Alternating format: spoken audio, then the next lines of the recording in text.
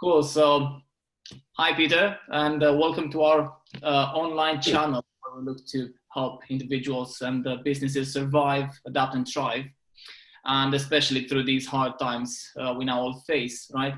And now, how are you managing the lockdown? Is New York finally getting some rest now? No, we haven't even gotten into the worst of it yet. Unfortunately, it's pretty bad. Okay. So, can you tell us a few words about you and who is Peter Shankman? Yeah, so I'm an entrepreneur. I've started and sold 3 companies. I'm a corporate keynote speaker, although not as much anymore with everything that's going on. I've written 5 books, 4 on the customer economy and 1 on ADHD and productivity. I'm a single dad to a beautiful 6-year-old daughter who's working from home just like I am now. Yeah. And I'm a skydiver. I'm an Ironman, and yes, just trying to get through this craziness. Nice. Okay, great. So I know you call yourself a futurist-in-residence. Can you describe to us what this means and how would you define it for the job public? I'm a futurist-in-residence for Epic Marketing Consultants, and what that essentially means is that I spend most of my time thinking about the future. I think about not what's going to happen tomorrow, but what's going to happen 6 months, a year, 10 years, 100 years from now, and what companies need to do today to get ready for that.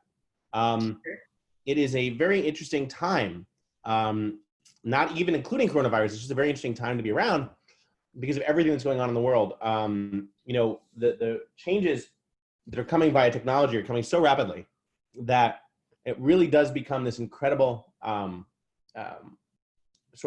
we don't know where we're going to be in 3 months, 6 months, a year. And so my job is to kind of think about that and not just think about where we're going to be, but how does where we're going to be impact what else is going to happen, and so on, and so on, and so on. Okay. Now I know you call yourself a rock star who knows everything about social media. I've never called myself a rock star. The New York Times called me a rock star. New York Times, actually, yes, the New York Times, which is I think it's huge, right? Called you a rock star, I was wondering, is this a good time for companies to invest more in social media and marketing, or like should we keep more in touch with our customers? Well, I think that no matter what you do in today's economy, listening to your customers is more important than ever. The premise that we don't have the ability anymore to do what we want and assume our customers will follow. We have to listen to our customers and let them guide us and tell us where to go by what they want and what they need and how they want it. They'll give us the answers as long as we're listening to them. Yeah, that's true. So you are very focused on customer services from what I know, and customer experience in particular. I was curious to know if you believe a company should invest in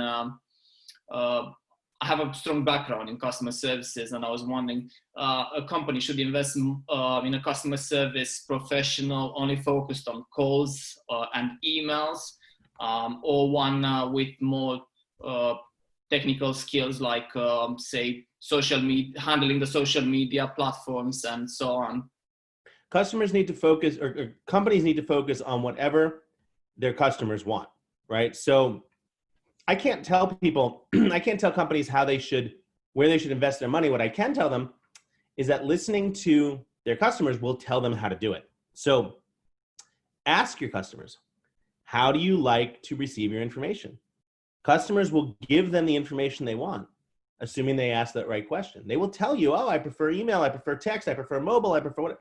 As soon as they do that, give them the information the way they want. Giving them the information the way they want will give them will get your customers to be more loyal, and will also allow your customers to tell other people. Yeah.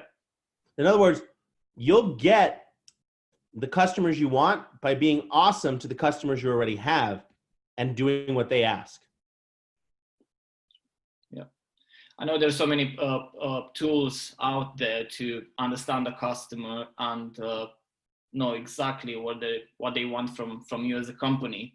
And I'm not sure if many companies are actually willing to try all these new technologies, maybe, which is not sure how good it is for some of them. Well, for some clients, it's very, very possible that their customers want certain things, and it's great. But in other areas, they might not. And so again, you have to ask your customers what they want. And when they give you that answer, do what they tell you to do. Yeah. Great. So a question we can't really avoid these days is what is affecting the whole world at the moment with coronavirus, right? What happens when the world shuts down from your point of view? Well, I think that whenever the world shuts down, quote unquote, it's a great opportunity to do better.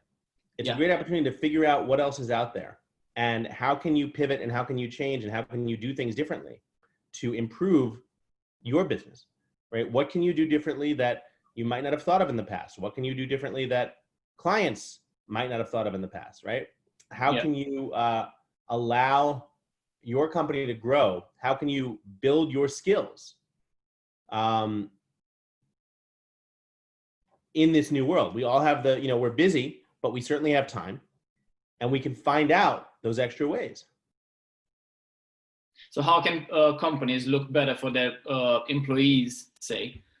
Well, the best thing you can do is trust your employees. Trust that your employees are going to do the right thing and let them, they're working from home, trust them they're going to be productive, they're going to get things done, and that they understand sort of how to do